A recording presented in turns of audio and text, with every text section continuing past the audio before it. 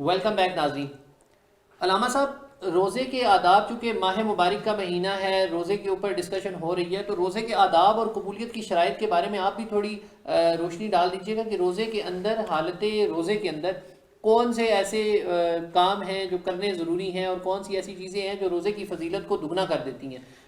جی ایسے ہی ہے، ماہ رمضان المبارک میں اس کی جیسے پہلے ذکر کر دیا بڑی فضیلت ہے۔ بے شک۔ تو اب اس میں کچھ ایسے آداب، اس کے ہر چیز کے کچھ آداب ہوتے ہیں، کچھ اصول ہوتے ہیں۔ تو ماہ رمضان کے روزے کے بھی کچھ آداب ہیں۔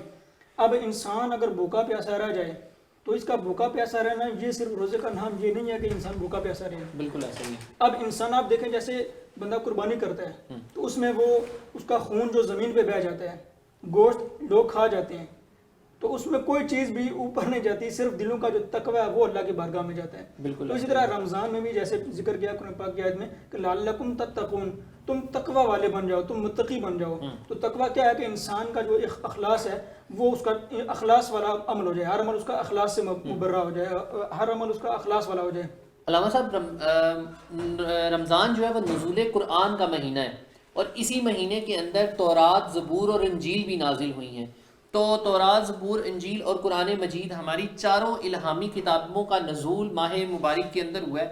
تو اس کی کوئی خاص وجہ تھی کہ چاروں کتابوں کا، چونکہ ماہ مبارک کی انسیت اور نسبت تو جڑی ہے قرآن مجید، فرقان حمید کے نزول کے ساتھ، تو تورات، زبور اور انجیل کا نزول بھی ہے، تو اس بارے میں تھوڑی رہنمائی کیجیے گا۔ جی ایسے ہی ہے، جیسے قرآن پاک میں اللہ پاک نے ارشاد فرمایا کہ یہ جو رمضان مبارک ہے، کہ یہ اس رمضان مبارک میں قرآن پاک کو نازل کیا گیا، شہر رمضان الذی انزل فیہ القرآن، کہ اس میں قرآن پاک کو نازل کیا گیا۔ تو اب یہ قرآن پاک یکمشت، ٹھیک ہے، یہ ایک مرتبہ جب نازل کیا گیا پورے کا سارا، تو وہ لیلۃ القدر کو تھا۔ اس کے بعد سرکار دو عالم علیہ السلام پر یہ تھوڑا تھوڑا کر کے نازل ہوتا رہا، 23 برس کے عرصے میں جتنا بھی ہے وہ تھوڑا تھوڑا کر کے نازل ہوتا رہا۔ تو اسی کے طرح جو باقی آسمانی کتابیں، تورات ہے، زبور ہے، انجیل ہے، تو وہ کتابیں بھی رمضان المبارک میں نازل کی گئیں۔ تو یہ رمضان المبارک کی فضیلت ہے کہ ان کتابوں کو بھی اسی مہینے میں نازل کیا گیا، اور یہ ہمارے لیے یہ سعادت ہے، اور سرکار دو عالم علیہ السلام کی وجہ سے اللہ پاک نے ہم پر یہ کرم فرمایا کہ یہ مہینے ہمیں عطا فرمایا۔ اور اس مہینے میں اللہ پاک نے جیسے قرآن نازل فرمایا اور باقی دیگر آسمانی کتب، تورات، زبور، انجیل، وہ بھی اس میں نازل کی۔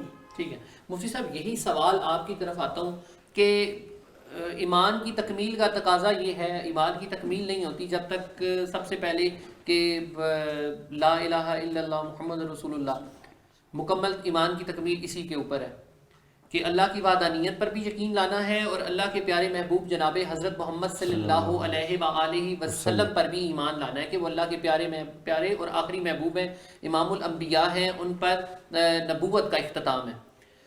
ساتھ ہی آ جاتا ہے چاروں الہامی کتابوں کا، کہا جاتا ہے کہ ایمان کا تقاضا یہ ہے کہ چاروں الہامی کتابوں پر ایمان لانا لازم ہے۔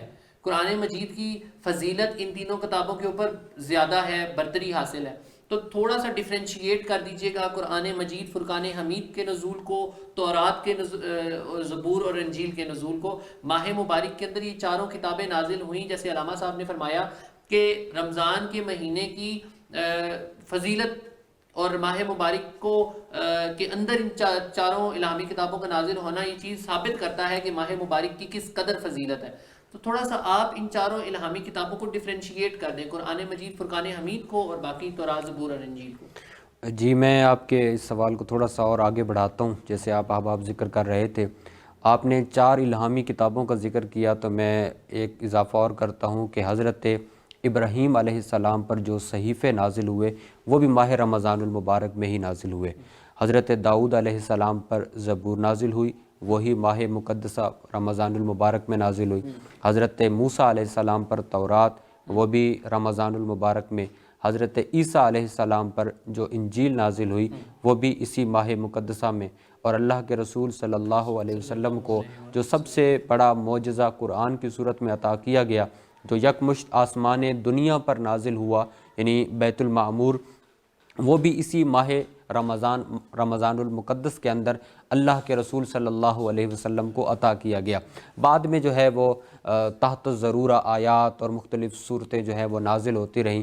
جہاں تک آپ ڈفرینسیشن کی بات کر رہے ہیں، تو بحیثیت مسلمان آپ سب احباب، ہمارے ناظرین بھی جانتے ہیں کہ جب ہم چھوٹے ہوتے ہیں تو ہمیں پڑھایا جاتا ہے ایمان مفصل، ٹھیک ہے، اور وہ واقعی اس کے اندر جو ایمان کی جتنی بھی جزئیات ہیں ان کو ایک ہی جگہ پر جمع کیا جاتا ہے. ہم کہتے ہیں آمنت باللہ و ملائکتہ و کتبہ، کتاب کی جمع کتب ہے، تو گویا کہ ہمارے ایمان کے اندر یہ چیز شامل ہے. اور سورہ بقرہ کی ابتدائی آیات میں بھی اللہ نے ان چیزوں کا ذکر کیا کہ جو مومنین کی جو صفات ہیں اس کے اندر یہ چیز ہیں کہ وہ جتنی بھی الہامی اور آسمانی کتابیں ہیں ان پر وہ ایمان رکھتے ہیں. تو ہم بحیثیت مسلمان اس وقت تک مسلمان نہیں ہو سکتے جب تک ہم ان تمام آسمانی کتابوں پر ایمان اور یقین نہ رکھیں.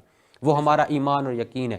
لیکن اب آپ ڈفرینسیشن کی بات کر رہے تھے اور قرآن کی جو ان کے اوپر برتری ہے اس کی بات کر رہے تھے، تو میں آپ کی توجہ دلاؤں گا سورہ واقعہ کی اس آیت کی طرف کہ جہاں پر اللہ تبارک و تعالیٰ نے فرمایا کہ انا نحن نزلنا الذکر و انا لہ لحافظون.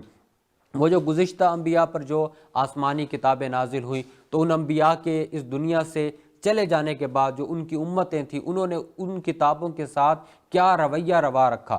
حضرت عیسیٰ علیہ السلام کی انجیل ہے، حضرت موسیٰ علیہ السلام کے اوپر جو تورات نازل ہوئی تو وہ ان لوگوں نے ان کو اپنی خواہشات کے مطابق، اپنی ضروریات کے مطابق اس کے اندر تبدیلی کر دی، تغیر و تبدل کر دیا، اور جو چیز ان کو اپنے من و منشا کے خلاف نظر آتی اس حکم کو وہ سائیڈ پہ کر دیتے. جو چیزیں ان کو لگتا کہ یہ ہمارے لیے آسان ہے اس کو وہ اس کے اندر رکھ دیتے. اور اس چیز کا ذکر قرآن پاک کے اندر بھی موجود ہے کہ انہوں نے اللہ کے کلام کے اندر تحریف کر دی.